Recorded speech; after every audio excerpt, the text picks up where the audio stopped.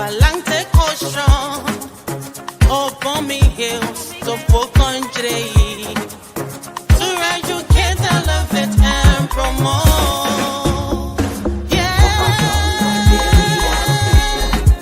focus on Liberia, for Liberia, Liberia, for Liberia, yeah, yeah, yeah, yeah, yeah, yeah. From Monday to Sunday. From Monday to Sunday, it's focused on Liberia.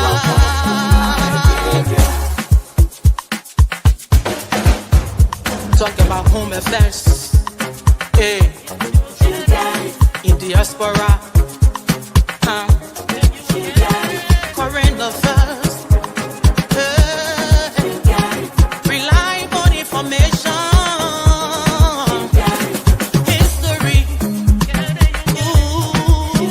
Talking about culture,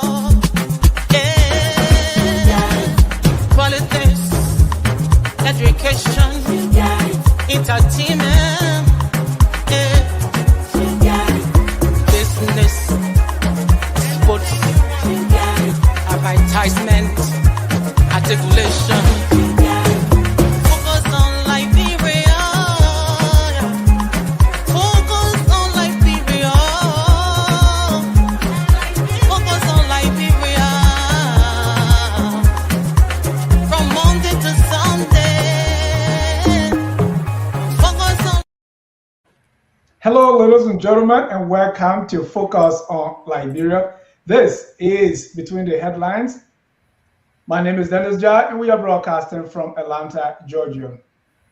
Tonight, we are fortunate, we are glad to have Councilmember Blegay, who is the councilwoman from Prince George's County, that's in Maryland. She is our guest tonight, and we're going to be having an interview with her concerning what she does, her job.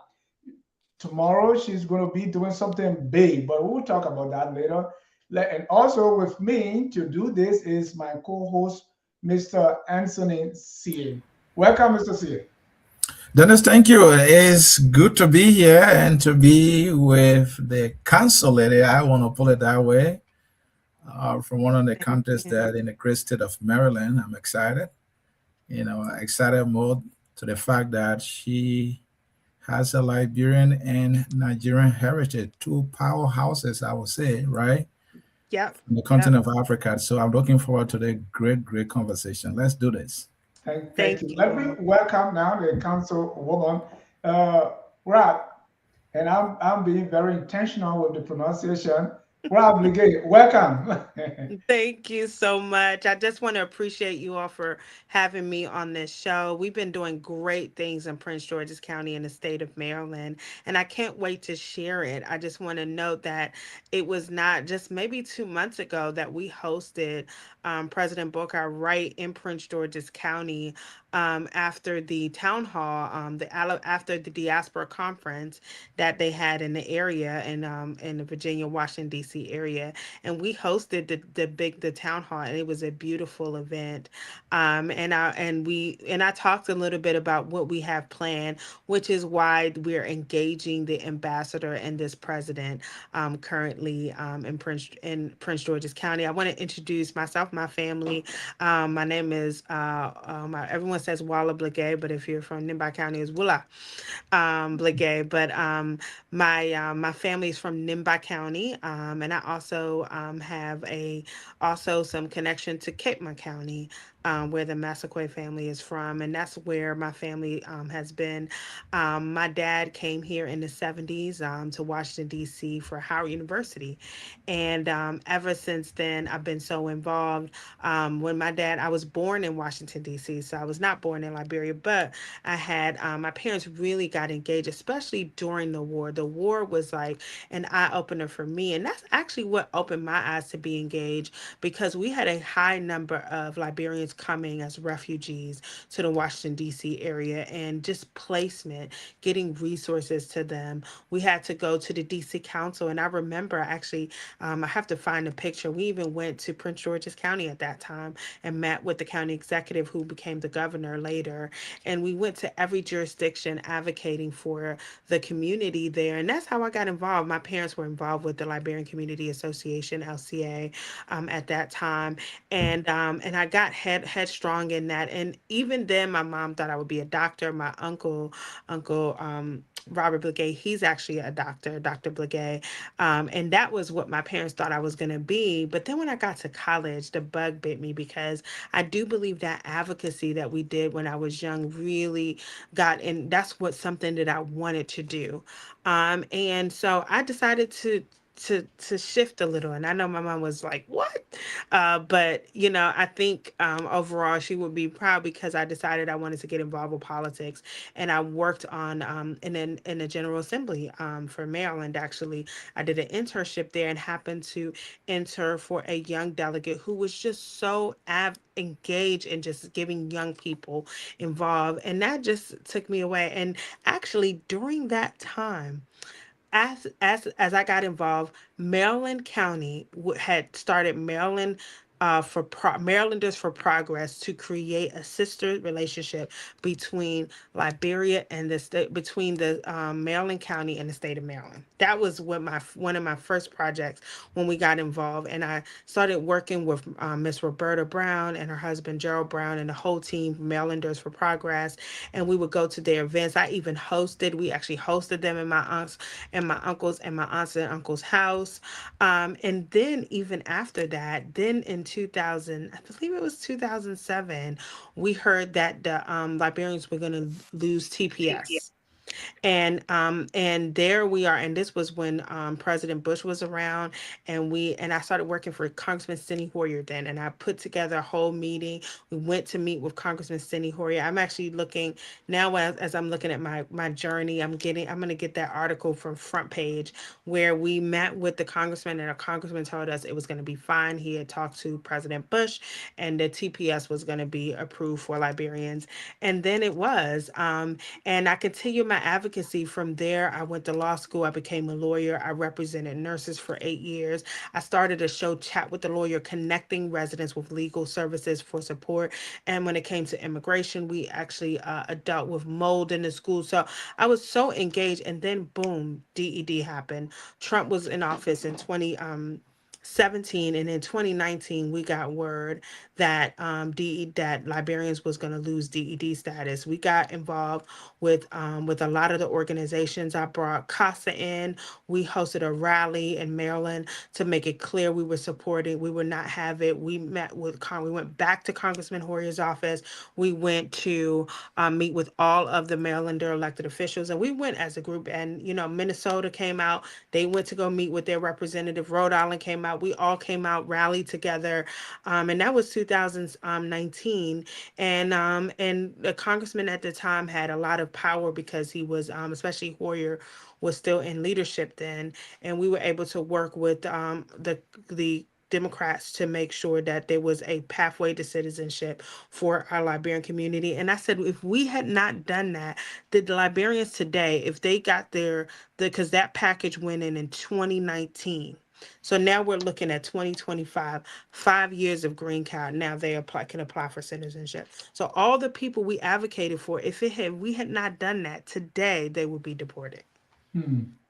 Thank you so much. We're so glad to have you. And we're going to jump into this whole thing of a county councilwoman. But let me further introduce Councilwoman Blegay using her own words. Yes. My name is Walla Blegay, and I am your new council member for District 6. On Monday, I was sworn in to the Prince George's County Council, and I am here to announce I am ready to serve. My staff and I are ready to hit the ground running and address many of the concerns in our community. We are committed to the people's agenda, which is ensuring transparency in our government, increasing services for residents, preserving our green space and protecting our environment, supporting smart and quality development for our community, supporting working families, and bringing access to quality health care to our community. In the next coming months, I will be introducing legislation to address these issues. Reach out to us and let us know what issues you want us to address and how we can serve you. I look forward to fulfilling my promise to you. All right. So that was Councilwoman Blegay. And so the question to you is what is, and I want to explain a little bit, a councilwoman, if you may not know, is an elected local lawmaker responsible for shaping policies, budgets, and services that affect life in a district. According to this, a council or a county council is the legislative body of the county with the power to enact, amend, or repeal local laws. They make local laws and policies. They oversee the county budget.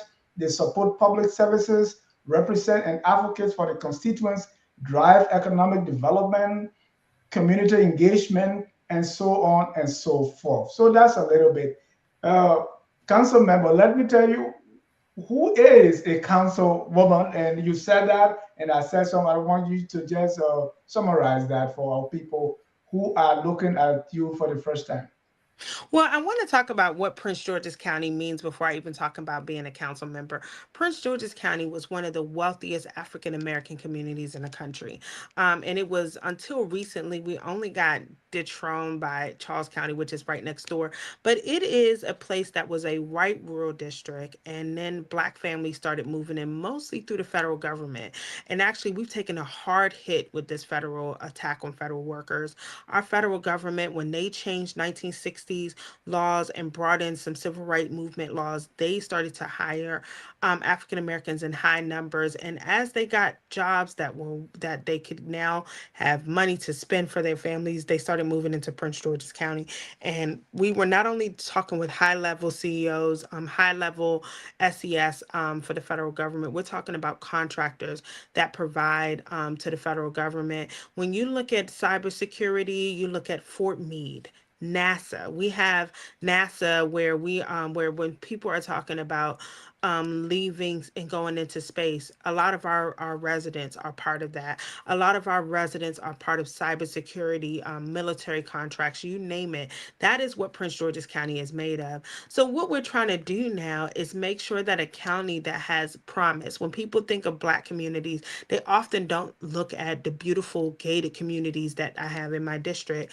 But when we have that in Prince George's County, that's sending a message to people that Black communities can thrive and we have wealth in our communities. Now, transferring that into the dream is where what the council members come in, because what one of the things that we have is that one of the challenges we face is regardless of the African American wealth, we still have trouble schools.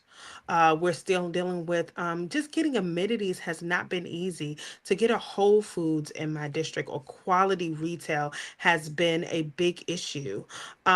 Focusing on healthcare, some of the concerns that we have with health, we have some of the highest rates of chronic disease in our community. Regardless of all the wealth, our health isn't quite where it should be. So there's all those things that as a council member, when I was running, that was a big issue because someone could say, why is it that I am literally making over figures, double, nearly $500,000, but my school doesn't match up. But the quality retail, I mean, retail was the biggest concern people have. They don't want to go to have McDonald's and all of this fast food options when you're looking in Bethesda and people are having nice dining options. And Bethesda is in the state of Maryland, in the wealthiest part of the state, Montgomery County. But one unique thing about Prince George's County is that Black wealth, a lot of that has to do with the African community also. A lot of the African community, those refugees that were Liberians that came to the area, a lot of them once they were able to get nice houses and actually start to provide for their families, they bought homes in Prince George's County, and they have beautiful homes, and they're starting businesses. They say nearly 40% of the businesses that are owned in Prince George's County are owned by Africans. And I will say, I also have my connection to Nigeria through my mom, and the Nigerian community is probably the most has the largest African community in the area. And then some of the other Sierra Leone is next, and all of those. But the wealth in the county has to do with the African community. And so what we need to do is multiple things. Is that as a council member, we're worrying about trying to make sure we approve the $5.9 billion budget that the county has. So Mm, how do we ensure? Yeah, I've always said our budget is bigger than even Liberians, but Liberia's 5.9 budget. billion. Yeah, $5.9 billion budget, 2.9 billion of that goes to the school system. So how is that money being spent? We also have a lot of issues with making sure that we address some of the healthcare issues. I was chair of the board of health, and what we focus on is the lack of primary care that we have in the county, the high number of HIV rates that is growing in the county, the concern of emergency room wait times and things that we need to address. So we're trying to get that, and all of that costs money too. So how much money or what help can we get from the state? And then when we're talking about generational wealth, that's one of the key things that we actually are starting to focus on. How do we build generational wealth? Because what we saw there is that we have a lot of people in our community that had these really good jobs, right? But could they pass them to their kids? No. So now Trump comes in, he lays you off, and now you're struggling to figure out how to make it the next day. So what we decided is that our focus needs to be building our generational wealth. Our contracts and procurement in the county has to be focused on our local people that live here, because those people, if they're good enough to do work with the federal government, they're good enough to do work for the county. And so we're trying to get that procurement, get that generational wealth, support our businesses so that they can pass. That's something that you could pass on to your kids versus a federal government job. So those are some of the focus that I've done as a council member. Now, when it comes to Liberia, we are looking at doing a trade mission in Liberia, and I've added that to the agenda. I'm so glad our county executive, who I supported gravely, she has did her blood thing, and she found out through her DNA she is 51% Nigerian. So she has her focus on Africa, and what we're looking at Africa's opportunity, because we believe that if our residents are able to do business in Liberia, it only helps with generational wealth right here. And so we are trying to bridge the gap. And that's part of what I'm trying to do, especially with having that connection to Liberia, bridge the gap. While we're trying to build our community locally, we can also bridge the gap with Liberia. Liberia, one thing we're working with the state, has a very significant relationship with the state of Maryland. When they looked at the background of the state of Maryland, they found that the state of Maryland actually contributed to bringing Africans back to Liberia.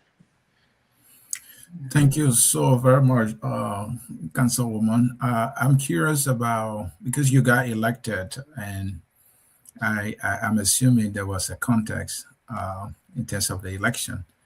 My curiosity, yeah. How was the victory? How was the campaign? And who did you beat in the race, and by what margin? It was such a competitive race, but it was an eye opener, and I would be open and honest. I could hide things, but I'll be honest of how serious it was. It was a five-way race with mostly women, and frankly, in an African American community, as you all both know, I was born and raised here, so I consider this home. But a lot of people saw me as the African that couldn't win. And mind you, Walla is that's a cut of a name. My full name is Walla Kenwa, and that is something nobody could pronounce. So I cut it up, and of course, in America here, people are easy to shorter names. But even that was the people still saw me as the African that couldn't win. There was even colorism issues of me being the darker skinned person in the race, that people wouldn't necessarily vote for someone darker. And I think that that opened my eyes of something that we needed to focus on. Number one, it was clear because I told someone there's not a day that I knocked on doors. I knocked over 10,000 doors in my district. There was not a day that I did not knock on an African's door. But what was clear is that people didn't see the African community because the African community was not very active locally. And that's something we actually focused because I said people were more concerned. At the time I was running, I started in 2021. The presidential elections started to ramp up in Liberia during that time. And I had people who I would literally have to tell them, I know that you want to support whether we're Bokai, whoever you want to support, but you still should be focused on the elections here because you live Yeah. here.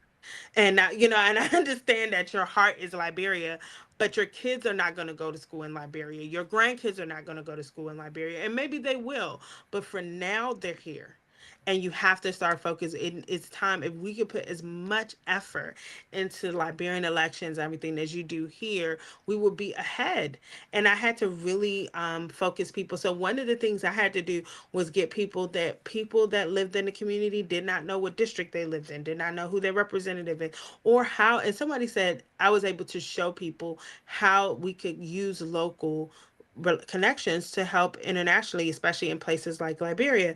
So, I mean, I had to really push people to actually look to local elections that they would, but that helped because when we won, it was almost 10 points ahead, and it wasn't it close. And a lot of people, I mean, people would say, and I actually somebody said that they would say people, oh, she's nice and she's qualified because I'm a lawyer. Like I've been I ran actually, and I will tell you this, I ran in 2018 for state representative before I ran for council.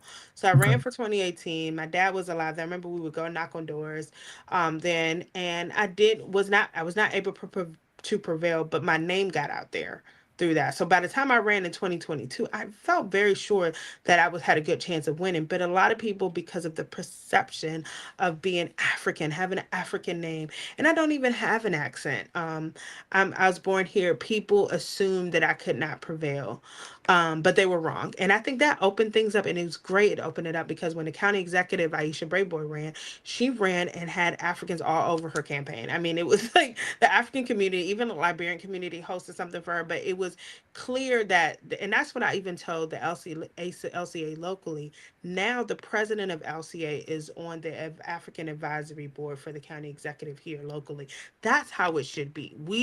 That leaders of LCA, all of the local organizations within EULA, should have a footprint locally because that's how we make a difference. Think of how in the Jewish community at this point, elected officials that are not even Jewish, that doesn't have anything to do with the Jewish community, oftentimes have to look to what's going on in Gaza, what's going on in Israel, what's going on in all those other places. Same thing can happen for Africa.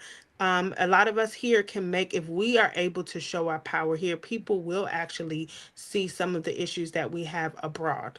And people need to know that and know that we have power in that way. And I'm thinking about that as when I won my election, I was able to now pull LCA in to say, okay, you guys should be part of the African advisory in the state and the county because we have a constituency here. We have nearly 10,000 Liberians in this area, and that's a large constituency, and that doesn't even include their kids. And I would say a lot of people, a lot of the Liberians here, they're mixed in, they're kids that but people don't really see them. But and that was something I noticed when we were going out after the DD issue.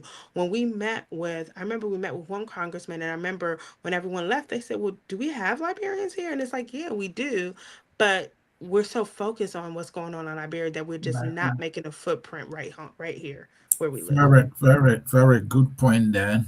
Very, very good point, Dan. And I'm reading behind you there, and you said it in the video we played earlier that you are ready to serve, and you having to be a lawyer, and you having to be a lawmaker now. So let's talk about lawmaking. How ready are you, and what laws you intend to pass in serving your people? And Well, Mr. C, let me add that black one meaning what? God's will. Boswell, yes. All right. What I God want did. to, Yeah. kind of showcase my manual. Yeah, you Yeah, a little bit. Go yeah. ahead. Yes. No, I mean that, and actually that's good that you said my name because the reason why my dad named me well I can't one because my parents were told they couldn't have children. And when my mom got pregnant, everyone prayed. It was like a miracle. It was a miracle child. And that was what my parents said, is that you weren't, God brought you here. We prayed and God brought you here, and you're a gift. So God's gift, according to God's gift, is what the name means. But Mhm. it does show that that's why I've chosen a life of service, to actually give back to the community and show the community that they have a voice. So ready to serve, when I said that, is that I felt that I had to prove to people, that was a very competitive race, that I had to prove to people that I am the person that will do what I should to serve the people. And I wanted them to feel that. And I felt very strongly that they felt that when we hit the ground running. One of the things, like I said, wealthy communities, but then the retail is like all of these 24-hour convenience stores and fast food restaurants. And we put in a bill to pause that and put that outside of the community, to force developers to look at more quality retail. We did healthy restaurants to bring quality retail to the community. We passed a bill to focus on emergency room wait times, which was out of control. The new hospital that came to the county, that was in my district, was full from day one. We were focused in on focusing now I'm focusing on energy. Everybody's talking about data centers. But while we're looking at data centers, we need to make sure that we protect our grid. Right now the grid is getting to the point. We're a 14 state consortium. So I know for people who are watching this from Pennsylvania, Delaware, all of us are on the same grid. We're all using the same grid. And so we're going to be talking about bring your own generation, requiring the local, that any data center that comes has to bring their own generation, has to use clean energy options. So those are the things that I've been working on. We worked on HOA legislation. Who has a conflict at HOA? We do not want our residents to have to go out and hire lawyers to do it. No, we're creating a process at the council level. And then we focus on rent stabilization. We're making sure that we don't have a high increase in rent that's out of control. So I've done so much. And actually, why I got so much support, tomorrow's my swearing in, because I just got appointed at large. And one reason why there was support in doing that for me is because I've been working on issues that impact the entire county for three almost 4 years now that I've been on the council. So when I told people I'm hitting the ground ready to serve, that video you played, we did that before I got in office, and I made sure that people knew that we're doing what we can from day one. And we've been doing that to prove to people that I am here to support their interests. And I think they see that. All right. Just give a little background also on these roles, right? A councilwoman, that was a little, people are not used to that. We've, the city council and the county council, you have the state representative, state government. Just walk all Difference. through the interconnectedness or how they're different between So the the state, the local representative, the state representative. Now you have the county council. What they do? right. Well, the council is much like a city council. It's just that we're in a county, so we're county. So if you're in a city like you're Minneapolis or something, you have a city council there. You know that city council determines what your roads look like. They determine how your health care is. They're on the ground. We're the most on the ground elected officials where people can feel the work done. So that's why I told a lot of our people, if you are concerned that there's not enough business opportunity for you, it starts at the local level. The local Mhm. level determines we approve all of the plans for development. We approve the budget for the county when it comes to your school system. We are part of the budget for all of your county roads that comes before us. And as I mentioned, the Board of Health, but also a lot of the business opportunities. Now, the state, we do have to work hand in hand with the state because the state has a wider range of issues that they work on that's statewide. So when it comes to business procurement at the state level, they would deal with that. When it comes to even the criminal laws, usually that's done from the state level. And then we also work with them on just a variety of issues. The state kind of handles a little bit of all of that, but the county level is more on the ground, more hands on, more of what you see every day. And that's why I tell people sometimes it's like the when you're focused on uh supporting like trade missions, things like that. You can do one at the state level, but county also has sister relationships that they do. I mean, they are also can be a very part of it. I tell people for the state, University of Maryland, the College Park, which is the biggest university, this flagship university in the state of Maryland, is in Prince George's County. It's in my district in the county. So when we talk about relationships between University of Liberia, which I was trying to connect with the head there, University of Liberia, and University of Maryland, that is all done through you can do that at the county level and you can do it at the state level too. So it's more, and in agriculture, we're talking about building not only solar farms, but actually building agricultural centers that we can teach our people how to farm and all of those things. A lot of those things, even though the state can work on those things, those projects trickle right down to the county. So there's almost every area of like what you do from the time from where you live, how your house looks at, where you park, where with the roads that you drive on, the trees that are in your area, that's all done by the county. So we are very much hands on, and we want to remind people of that.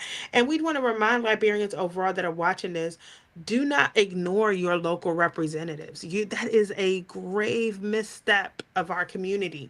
You should not only get people involved, but you should actually get them look at the same that I even tell people, those that are so focused on Liberia, the actual focus on a sister nation relationship started because I, as a Liberian American, had a relationship with the Secretary of State, and I was able to push that. We're going to be there. They're looking at signing an agreement in the next couple of months with the governor more, and that's something that I could do as a state, as a county representative, just being a stakeholder. So we reminding people when they're looking to Liberia and they're just focused on, let me just raise money for my nonprofit. There are different ways you can help in Liberia and help your local community, even being elected locally. And people need to see that, open their eyes to that, which has been a concern overall. And we do want people to start to look to that. In our community, we really want to empower them. Empowering them is knowing that you can walk and chew. Yeah, let's talk about budget. I rolled my eyes up when you said the county budget is about 5.2 billion. Yeah, 5.9 billion. 5.9 billion. And then you mentioned also 2 billion of that, goes to Mhm. education alone. Mhm. And even education budget is more than the entire budget of Liberia. So as a lawmaker, you have a major role to play in the allocation of what goes for what in the content and all that. Walk us through the approval, the debate process, and all that. So we start now. So now is the time we start. So what we do is that we start to work with the county executive to start to go. But the county executive sends us a proposed budget. So it's very much like President Booker would send a proposed budget to the representatives, right? So Yeah. that's how it starts with us. The budget starts with the county executive. The county executive's team starts having meetings in the community to say how should the money be spent. And then they send a proposed budget to us. And then what we do is that we start to have meetings to actually focus on what should be approved and what shouldn't. Now, it's hard because some of this is that, it's hard because they're going to present like, oh, this money has to go this way because of all the things, all of the programs. So it's hard because when it comes down to it, the way we do it is that we look at the budget, we start to pinpoint things that can be moved around, things that need to be cut. One thing we had to do, we have a $200 million budget deficit that had to be addressed. And at this point, we're facing an even bigger deficit because of Trump, because there's been a huge cut in local programs. Trump has truly attacked our community. Not only are we getting hit on local programs, there's been a huge a group of people who are being laid off. So I don't know if you all look, when you do your taxes, you usually have usually in the state of Maryland, but this goes for every jurisdiction. You have to tell them what state or what city you live in. And then that state and city gets a check from the state based on all the people that said elected, I live in Prince George's County. So that's going to be less now because a lot of people have gotten laid off and are not getting income. And every person that gets income, that lessens the amount of income state income tax that comes to the county. So that's what we are bracing ourselves for, is what that check is going to look like and how that impacts, because our budget is based on two things. Number one, that income tax that we come from the state, and the other one is property taxes. That's how we make our money. And so when we look at that budget, we go over it and we get to a point where we get to a negotiations with the state, with the county executive, where we determine, okay, cut this, move this around. We don't need this program. We do need this program. We need more money in this program. We don't need money in that program. Well, a lot of times we're passing all these bills. So now once you get these bills passed, you want to make sure that these bills are fully funded, because you could pass a bill, but if there's no funds on it, nothing happens. Thank So you. yeah, so that's our process. And it's quite, and then we also have money that we set aside for nonprofits. So we do encourage people to apply for the grants for nonprofits, because our nonprofit arm helps us reach into the community. All right. So the proposed budget that you talk about, does that come from the state governor, or who does it No, come it from? comes from the county executive. It's It almost like comes the from the council. mayor. So yeah, so it's like the mayor of a town, but ours is called county executive. The county executive sends us a proposed budget, and the proposed budget And has, is your county budget part of the entire state budget, or is it somehow no, it's separate? separate. It's separate. Separate. Okay. Thank you, Dennis. Mm-hmm. Yeah, I know where you're going with this because you are in your mind, you are comparing. No, You are, Yeah. I just want all of us, especially our audience, to understand, the differences, how the country operate, the state, mm, the differences in terms of the budget for all of us So, to have. and let me just give a Because sense of, local government is one thing that is lacking, and that way we can benefit from the knowledge how it is done here. so Maryland's budget is Mhm. $67 billion. Okay. That's the state of Maryland budget. Yeah. We only have, our budget is 6.9 billion. Okay. So their budget is different. Their budget covers the entire state, all Right. of the state agencies, all of the state roads. So they have a lot of things, and I will tell you that they have a $1 billion budget deficit. So they have to cut Mhm. another billion. Now, in the grand scheme of things, $1 to $2 billion isn't too bad when you have 67 billion, but when you cut 1 to 2 billion, somebody gets cut. Mhm. yeah. So, for us, our state teacher pensions are not paid by the county; it's paid for by the state. So even though they work for us, their state pension goes, but we do contribute to that state pension. That was something that we had to fight with the governor, because they were trying to push more back on the county, and we were saying we don't have money to take that. Now, um, I will say that again, when you have high layoffs that we've gotten hit by the state, by the county, that money is going to be less and less each time you have a high number of people being laid off, because then they don't have the money for income taxes. Mm. You want us to talk So, about compensation for a county council person? Hmm. Okay. I think it's like total 140,000. I think, but there is like, I think it's like 130 plus, like uh, something for driving or something like that, because they don't give us county cars, so we have to okay. drive our own cars.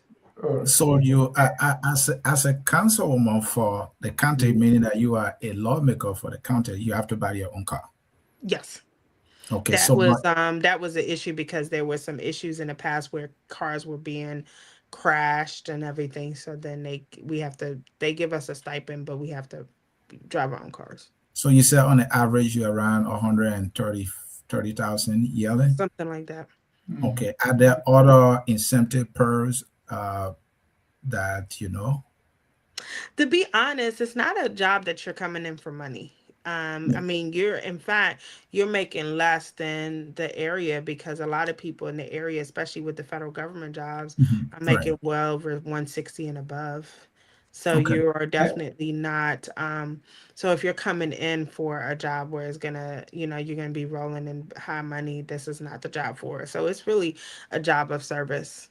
Okay. And that's where I was going, because has Liberians, Africans coming over here, high achievers, you've been pushed to make money and send money, get yourself ready, send money back home.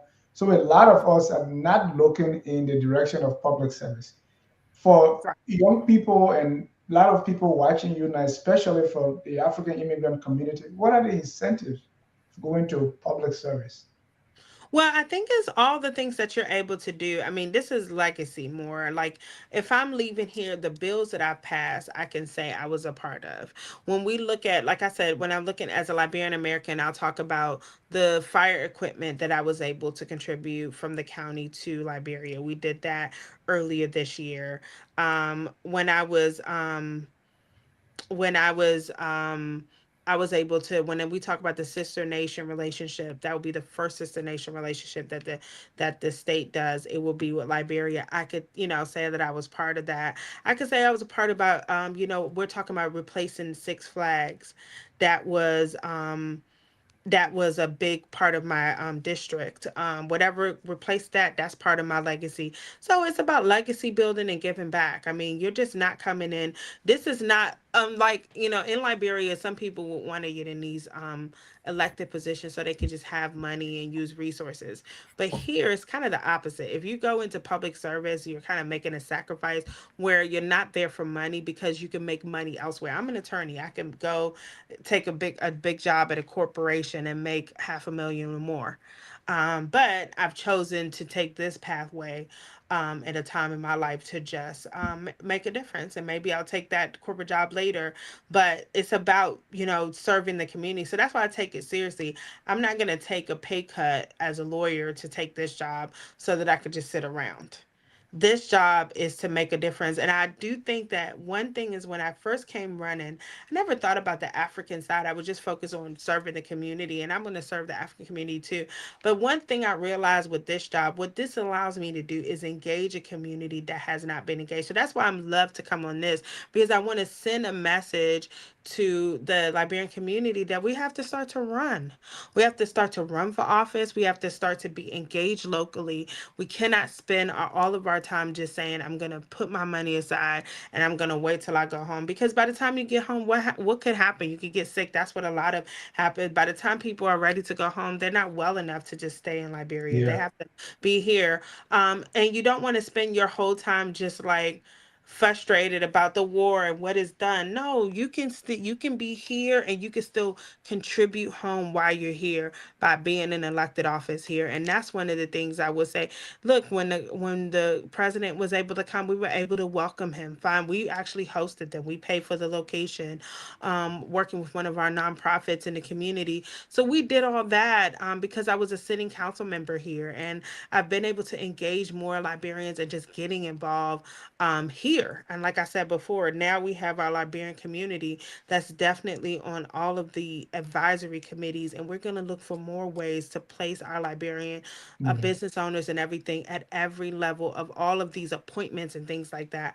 We want to get them there because they live here and oftentimes they've not been yeah. engaged, and we're trying to change that. Yeah, that's very profound. The story is told of someone who, make a lot of money, and the mindset was always back home.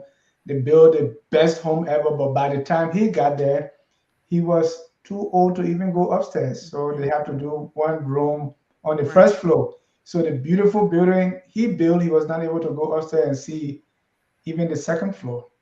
So it's very important that you said that, how we can first plant our feet here, because we're here, right?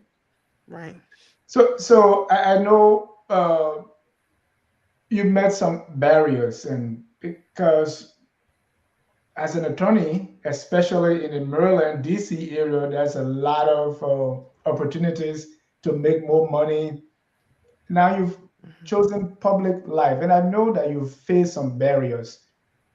Just for those watching, what are some of the barriers you face and how you overcome them to be where you are today? Well, one of the biggest barriers really is representing a black county in a place that doesn't value black money and black wealth.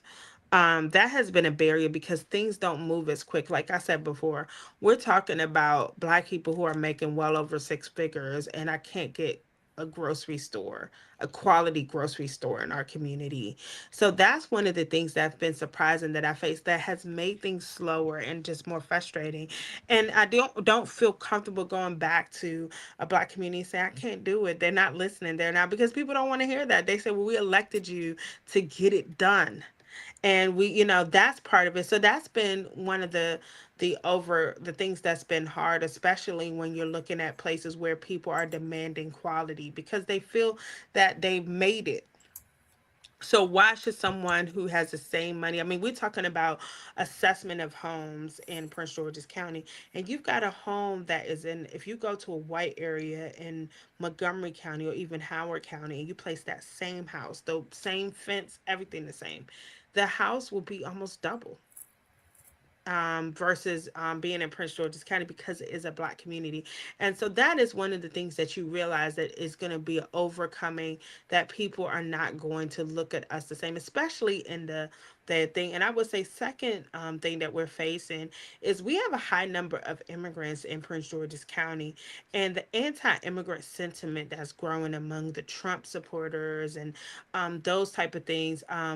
Really is becoming a problem. I mean, we're facing high number of deportations.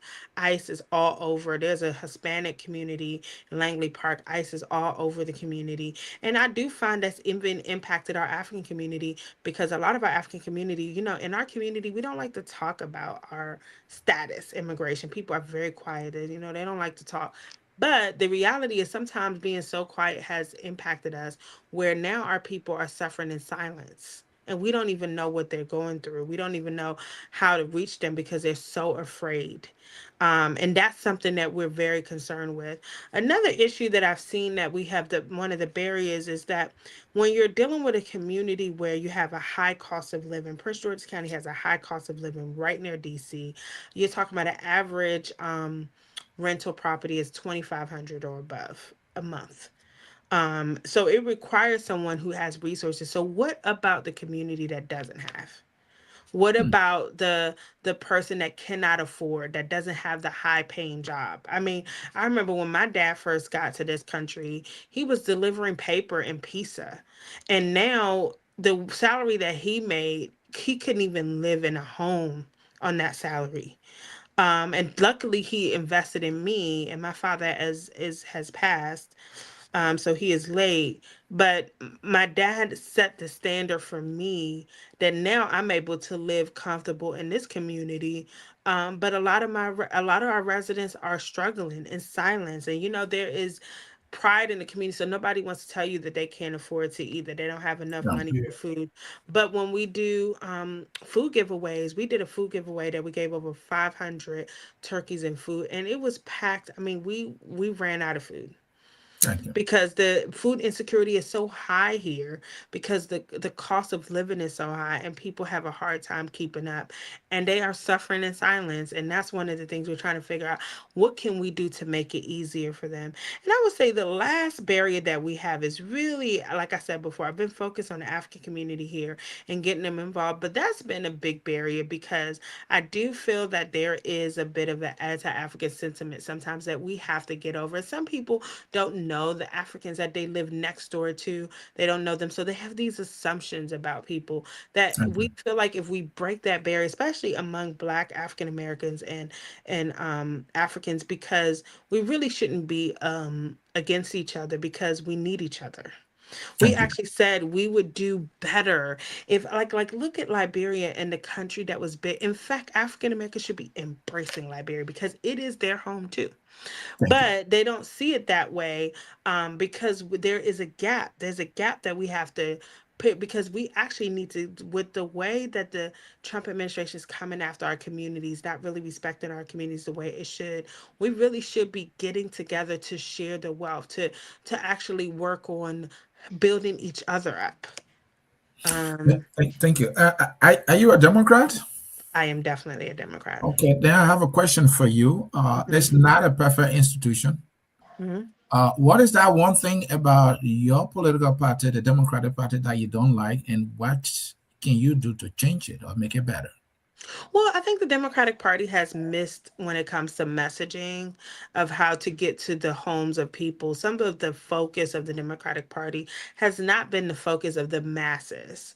The Democratic Party at one part was a party that everybody went to because they said they're not for the rich, they're for the people, but they've gotten involved with some of the social issues that got them away from the bigger issue, which is economics. And the reality is that if the Democratic Party doesn't address that, you can't just say, let's just be anti Trump. You have to have a messaging that makes people know you're going to actually work hard for them. Because here's what's happening, this is why local officials are becoming more popular. People are starting to look to local officials because the reality is that what I talked about is what people are facing. Number one, economics means most people cannot afford the food that are in the grocery stores now. A lot of that has to do with these tariffs.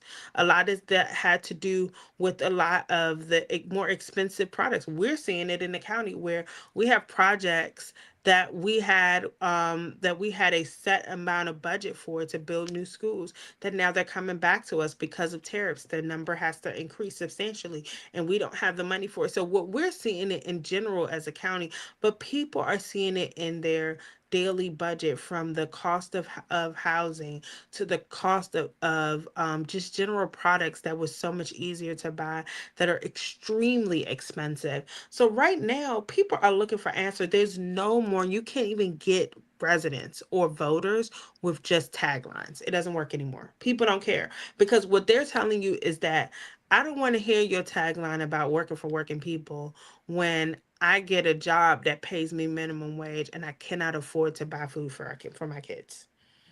Nobody wants to hear that. So with the Democratic Party, what we're saying is that give us message, let people know that we're here for them. And that means you have to be true to it. You can't take money from a billionaire that's pushing you to give them tax cuts, but then you're going around telling people we're here for working people, because working people are now saying, we know that you're taking money from the billionaire. What are you going to do for us? And that's why we're getting, people are looking more to their local representatives and we're paying attention and we're starting to try to see what we could do. Like what I just talked to Senator Van Hollen in Maryland, when we're talking about increase in electricity costs, it's been skyrocketing. Why?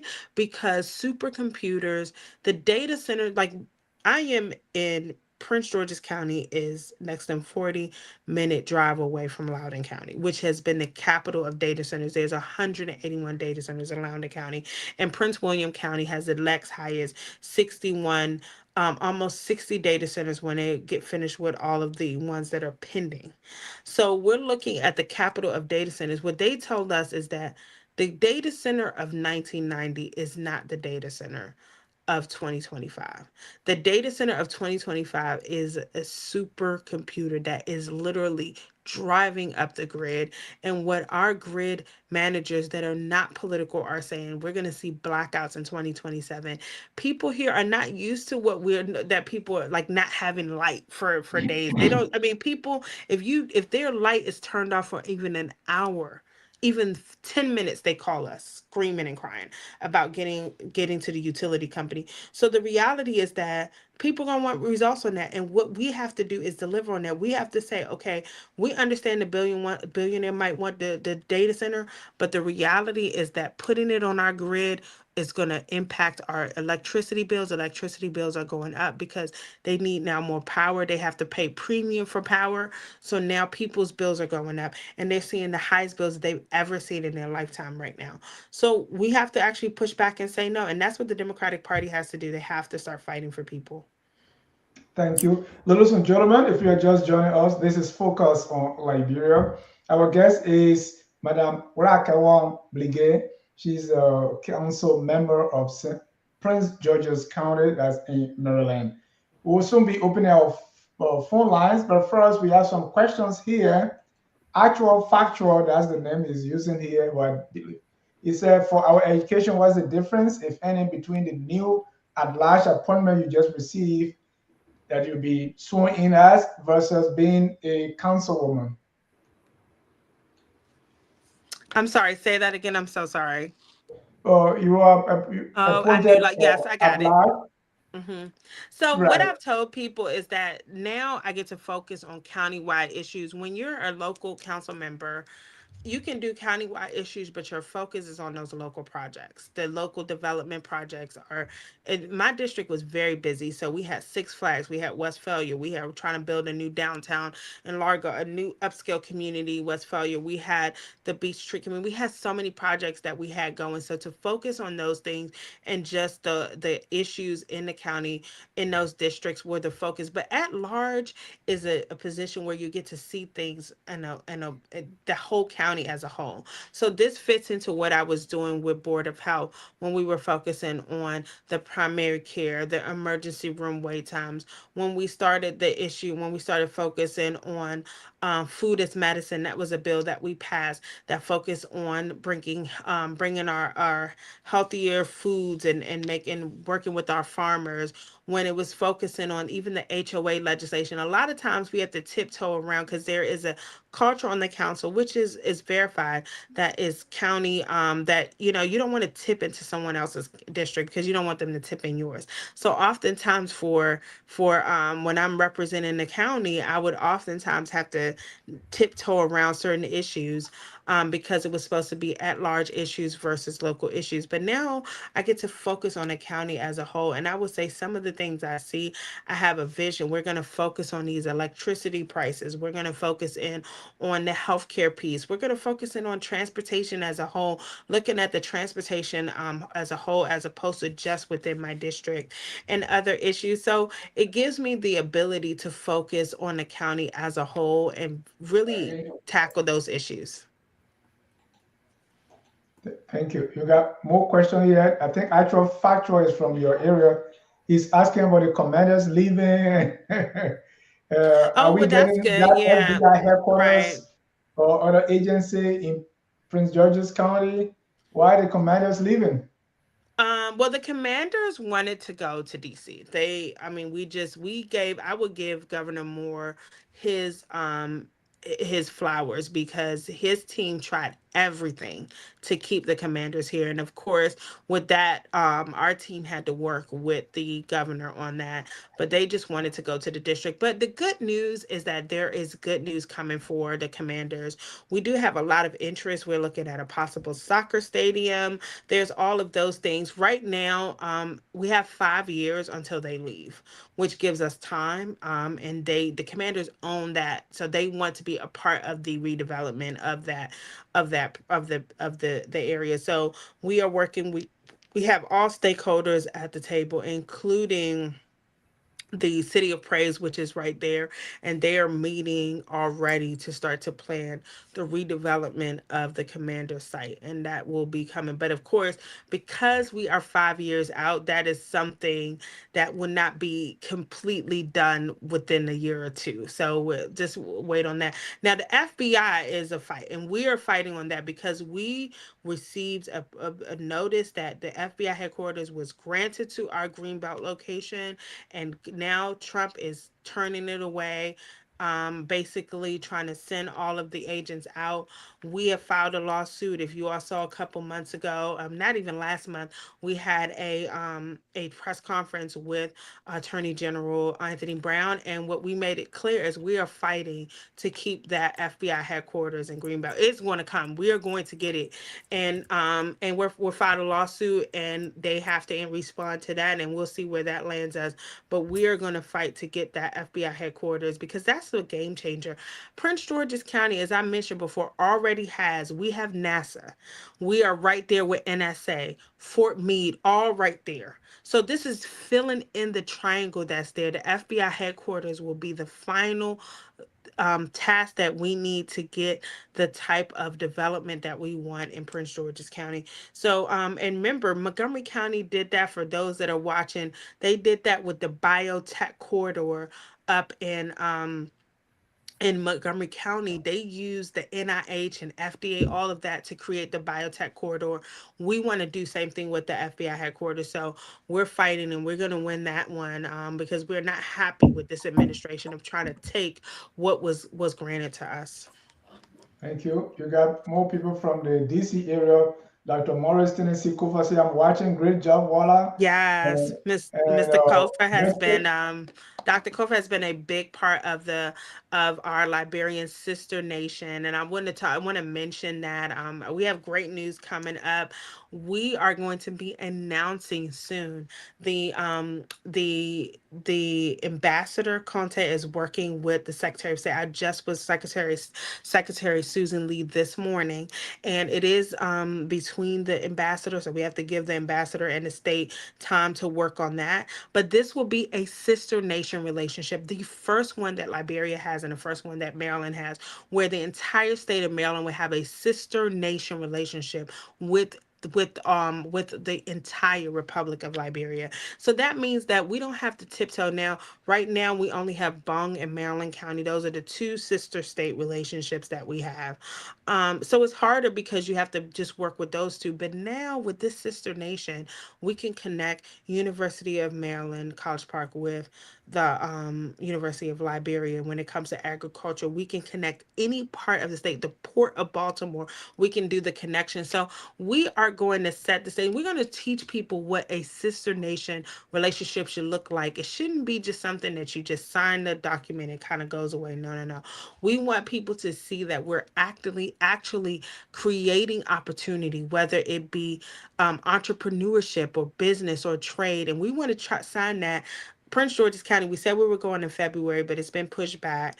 And so we will probably be coming to Liberia for trade in November. But what it will send a message when the governor signs that agreement, then we're going to make it clear to people that we are all in for the for working with Liberia, and that will be, and Dr. Kofa was a big part of that. Thank you. If you're just joining us, this is Focus on Liberia. If you want to be part of the conversation, please call the number that is on your screen. That's 605-313-6004. The code is 791-403 #. We are on top of the hour, and so please put your call in and talk to the council member, Mr. C. Dennis, thank you. It has been a very good, engaging conversation. I'm fascinated with this news that this sister nation with the state of Maryland and Liberia. We look forward to the opportunities that are going to come out of that, and I'm glad that she's involved with that. But I need more information on that. I know you try to say, well, it will be on anything that is possible, but are there some specific areas? Yes. The good thing is you having to be a Liberian and an American as well. So you know about Liberia and you know what the needs are. So, from your perspective, where are the areas you think that kind of collaboration must be so that there can be better relief for the people of Liberia? And how does Maryland benefit? To get in a kind of relationship, right? How does Maryland benefit? It shouldn't be about Liberia. Yeah, Amen. so there's a Mhm, couple things. I will say this. I mhm, will I'm just saying that this is, this is Walla's view, right? Because mhm. we Yeah. have to see the actual agreement between the two between the state of Maryland and Republic of Liberia is still being negotiated right now. They're working on Okay. language, but it was Mhm, my understanding that they're trying to keep broad language so that it allows everybody's project to be considered.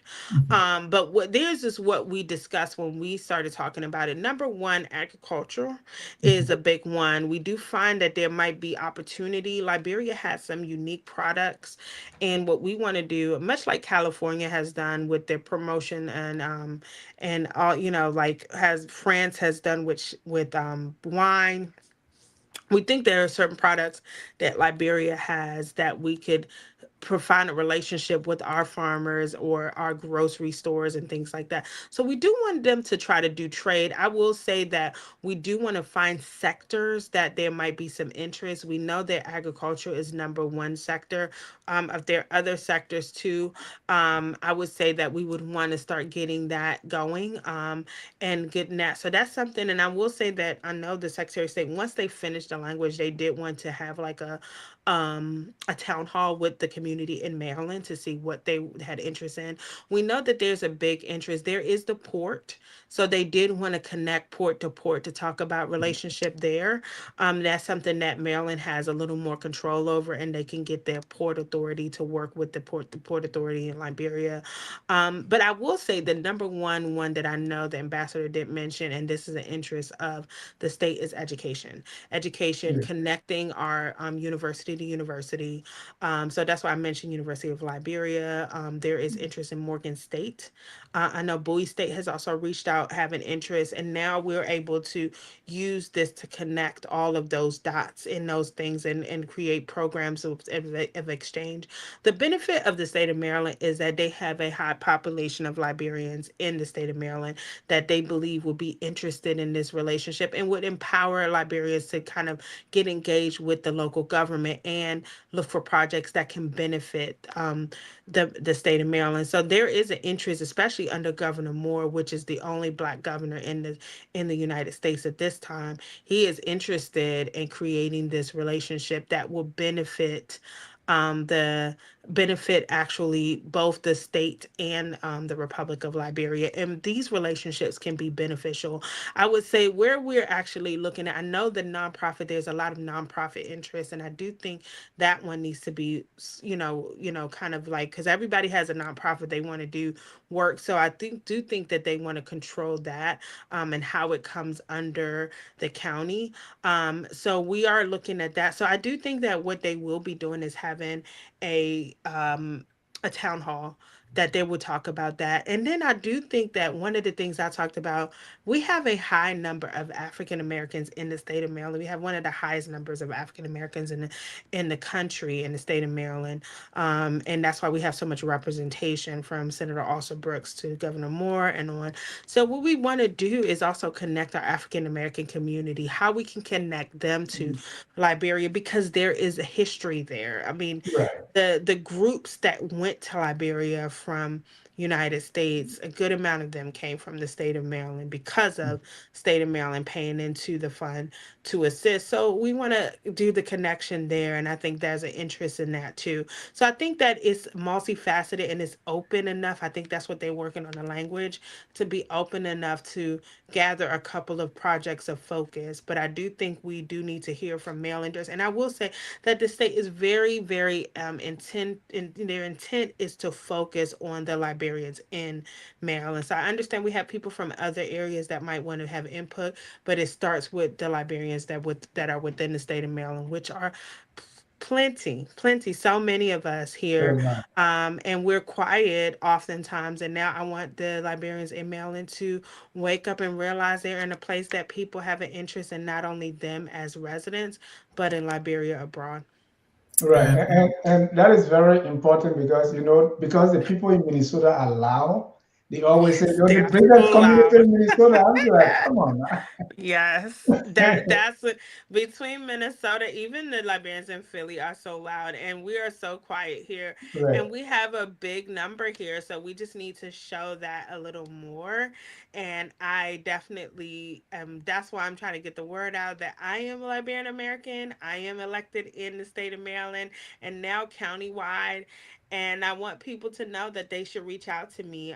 You can reach out to me at Walla KB on Instagram or Walla Blegay on Facebook. And I'm definitely here to hear from everyone. I know that the interest of people will be in the sister nation, and we want to set an example, Marylanders, for those in Minnesota, those loudmouth in Minnesota. Will let them know we were the first. Yeah. So, Anthony Wade, I know you're going to defend Minnesota. I get no, it. no, I'm not going to defend that. I'm not going to defend Minnesota. But what is important, and you said that every time when we talk about this relationship, we only concentrate mainly on the government level.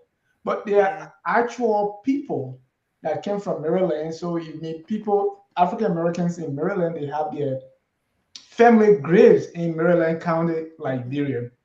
We also have families in Liberia today who have their actual blood relatives in Maryland, but we normally kind of connect on the government level and forget the people to people.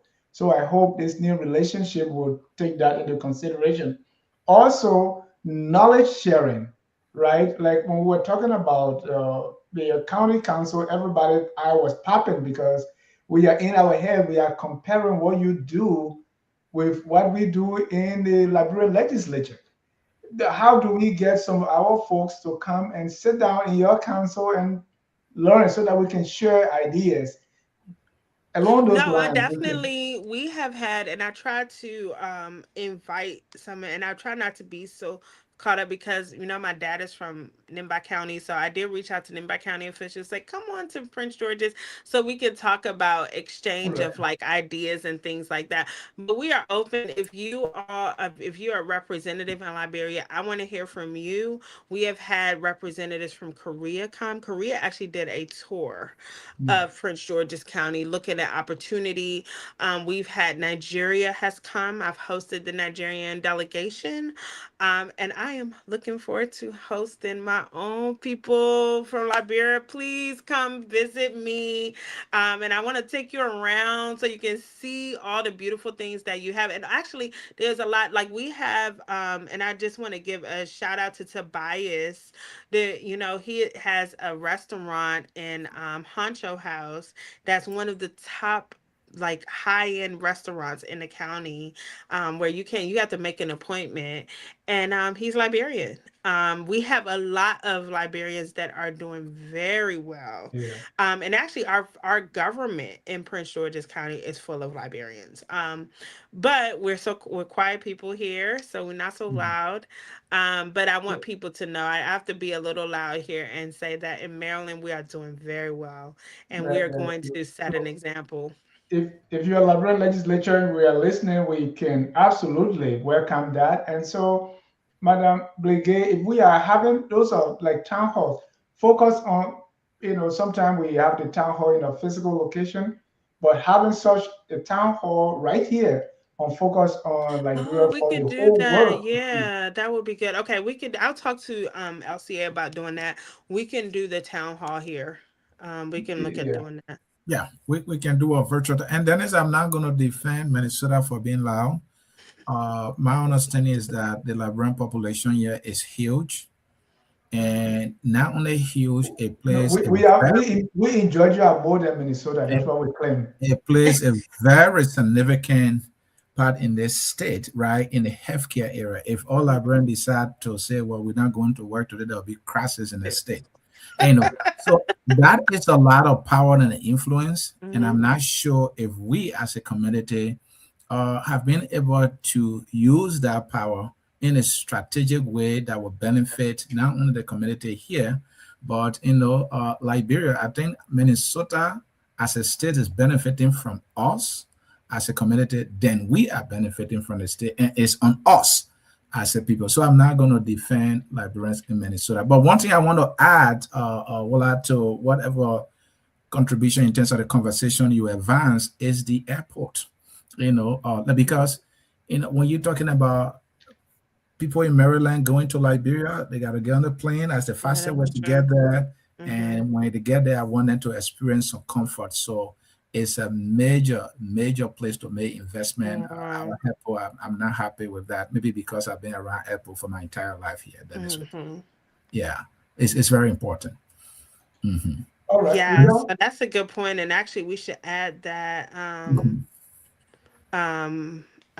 we need to add that to the list. So that's a good Mhm. point. So I'll talk to President. We can do a town hall because we definitely want to get the community, the greater community, and the greater Liberian community here to see what we're doing in the state and to be a part of it.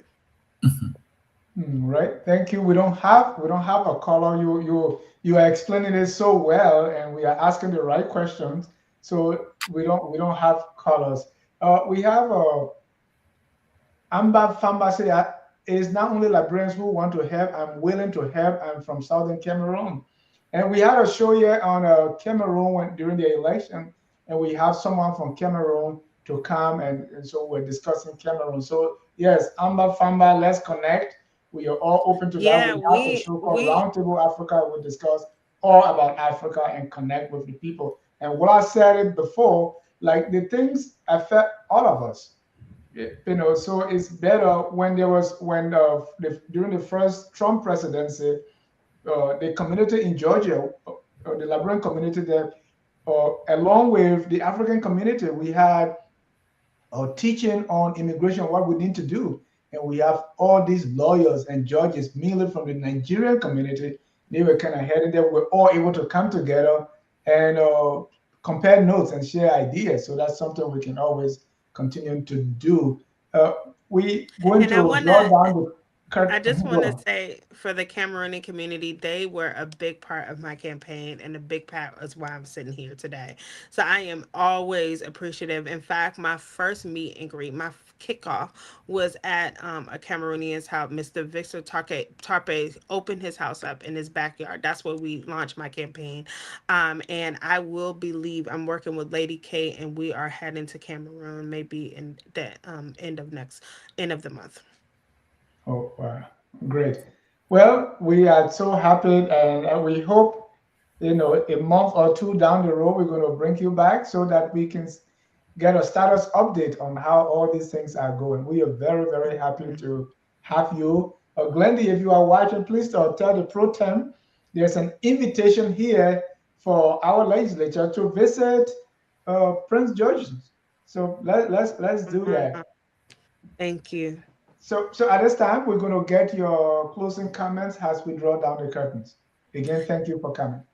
Thank you so much for having me. This was so great to talk with you all. It's just having the Liberian community out being so supportive, and I want to make sure every Liberian that really took the time to help me get in my position. Thank you, thank you, thank you. I cannot thank you enough. And I just want to let you all know that my door is open to all of you. If you cannot email me, you can email me at wblegay@co.pg.md.us.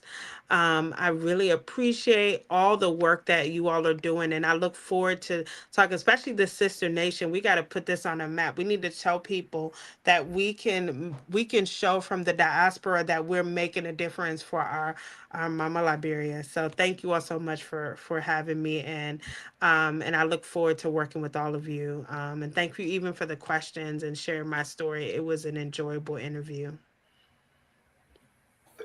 Thank you. We have one caller online. Caller, your name and where you calling from? Yeah, my name is Ayomide Ibrahim.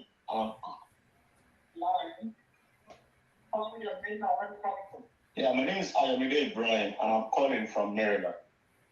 Well, Welcome to the show. Thank you. I think. Yeah, thank you. I think I need to mute myself here because I'm hearing myself all over again. Yeah. Yeah. Thank you so much, Councilwoman Wala Blegay. And we can't wait to see you sworn in tomorrow as a council at large. We love what you're doing. We love how you engage with the community. Of everything you said, the one that is so profound is you trying to see how we can connect the African community with the African American community. It is needed. It is going to be the biggest of the project that I think we need to have, in our community. Because I strongly feel that the moment we can have a connection between these two tribes, as I call it, the African tribe and the African American tribe, then we can truly go after what belongs to us. I am one person who strongly feel that if you live here in the United States, live here, pursue greatness here. And if you want to go back home, it's fine. You can extend the greatness back home. But yes, let's see how we can continue to bridge the gap and, form the block that we need to see more of individuals like you. Not just the color, but the mind that you have to serve. That is what matters the most, and that is what I see every time I see you, every time I come into your office, every time I see you at events. you, as far as I know, is the most hardworking politician that I know personally.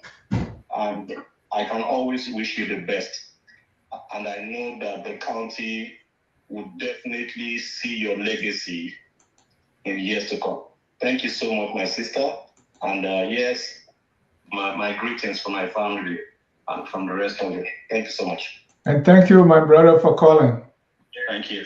Thank you, Ayo. And I just want to know, I mean, he talked about the importance because he lives in my community here and he's one of our Nigerian leaders, but he's just a leader in general that wants to work with everyone. But we have to get everybody comfortable working with each other. We are stronger together. That's what I've learned more. And we're trying to push that in the community more. I mean, he's working on generational wealth and we want to bring everybody to the table, even to be honest, we've tried to work on getting all African communities to gather together. We don't need to say I'm from here, I'm from there, because we are all one. And when we work together, we're always stronger. And that's what I'm glad Ayo brought that up because he's been out here in the community focusing on generational wealth, focusing on getting people. He's an accountant, he does taxes, and he's out here saying we need to get our generational wealth together. How strong would we be if all African communities, all African American communities, all Caribbean communities, all of the diaspora got together and started working on a plan for generational wealth? How strong will we be? We will be mighty. Great. Mr. Seer? Well, those were her last words. We will be mighty if we pull our collective strength together as a people. That could not be more profound. Thank you so much for accepting our invitation. I am highly interested in the town hall. We need to Okay, have we're that town hall gonna. here. So we will be following up with you through Glendy Glendy, to please have, help us get it yeah, done. to have that town hall in the future. I appreciate your time here. Let's keep in touch. Thank you. All right, Until Glendy. then, we close with our song that says, whether you live in Prince George's County or you live in Jackson County, Georgia, or in Minnesota, we are all Liberians, and it is We are incumbent all upon up all here. of us to do our very best to make our country the glorious land of liberty. Have a good night, and may God bless you. Bye-bye. God bless you. We are Liberians.